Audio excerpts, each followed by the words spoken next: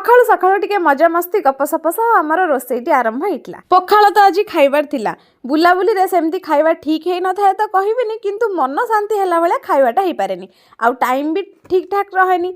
सो आज इच्छा है दला दली पोड़ापोड़ी आइटम सब पखाल टिके खाइबाकू। सो आमर होता आज ए सब आइटम जहाँ जिते भी खाओ पखाल खाइला पर जो शांति ना सांग मैंने से पूरा अलग प्रकार शांति। आउ जदि पखाल सांग को ए भले सब आइटम हो जाए पूरा मस्त। संध्या बेले आमे समस्ते बाहरी पड़लु पाखरे थिबा जगन्नाथ मंदिर जो मंदिर कि जस्ट 4-5 मास हबा प्रतिष्ठा हेची।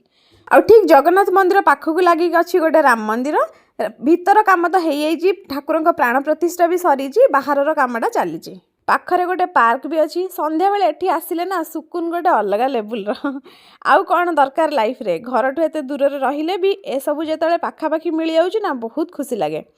पुरी तो जाई होनी आउ एठी हमर जगह दर्शन हो जाउछि। मंदिर बुलाबुली सारी आमे आस जाइलु आइरिया मॉल एमिति टिके बुलाबुली छोट मोट जिनस किना किनी आ हमर चलथिला फोटोशूट जोठी जा आगे हमर सेटा ही होता है। आ गुडुर तो कंपलसरी सी एठी जेतबेले भी आसीबो तार गाड़ी रे बसिबो। तापर आमे खाइटलु पुणी घर को फेटलु वीडियो को एठी एंड कलु। आजिर दिनटी हमर मजा मस्ती रे एमती कटि जाइतला।